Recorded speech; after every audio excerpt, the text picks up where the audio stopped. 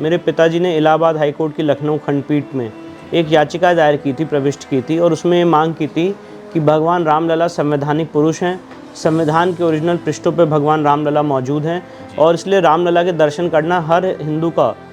एक constitutional right है, fundamental right है और इसलिए दर्शन नहीं रोके जाने चाहिए। मैं इसलिए इस जजमेंट को बड़ा इम्पॉर्टेंट मानता हूँ कि हिंदू समाज की तरफ से एक पहला मैसेज था कि ढांचा तो गिरा ही गिरा है, पर हमारा वहाँ पे पूजा का भी अधिकार है और एक फ्रंट फुट पे जो चीज़ें हैं उसको लाने का काम मेरे बाबूजी हरिशंकर जैन साहब ने किया। मैं सर के विषय में पढ़ रहा था तो मुझे एक दिलचस्प बात पता चली और इसके लिए हिंदू समाज हमेशा ही ऋणी रहेगा। बात 1992 की है, जब 6 दिसंबर 1992 को आपकी दादी का स्वर्गवास हुआ। मैंने पढ़ा कि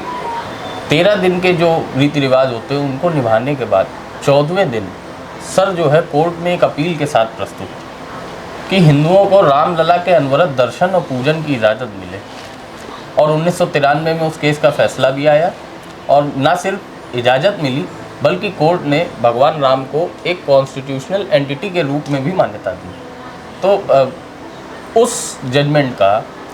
अयोध्या का जो फाइनल जजमेंट आया है उसमें क्या रोल रहा और किन आधारों पर वो मंजूरी मिल सकी, इस विषय में यदि आप कुछ बताएं। देखिए, बिल्कुल सही बात है। 6 दिसंबर 1992 को जिस दिन वो कलंकित ढांचे का विध्वंस हुआ था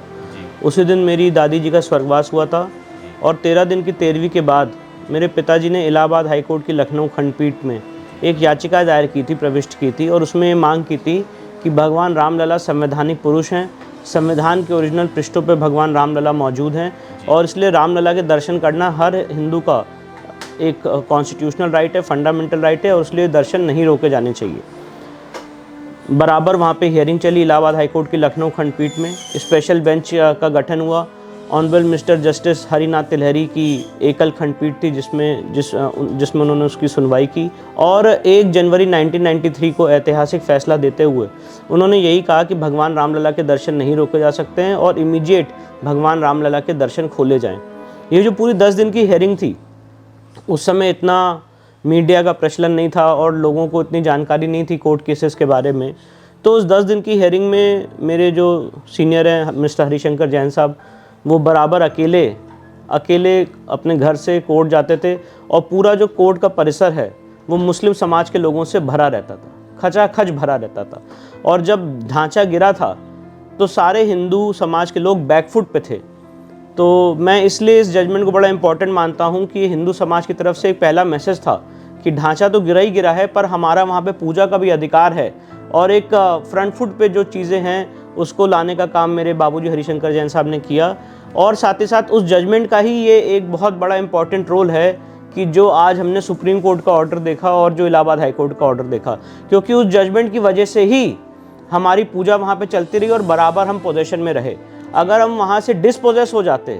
तो हमारा, मुझे लगता है ये जो जजमेंट आज आया है शायद ऐसा जजमेंट नहीं आता, क्योंकि मीडिएशन के पटल पे तो बहुत सारी बातें हुई थी जी। बहुत सारे लोग ऐसे कह रहे थे वहाँ हॉस्पिटल बना लीजिए, हाँ, आज भी वहाँ पे क्या कहते हैं आप स्कूल बना लीजिए। तो हिंदू समाज के लोग अनवरत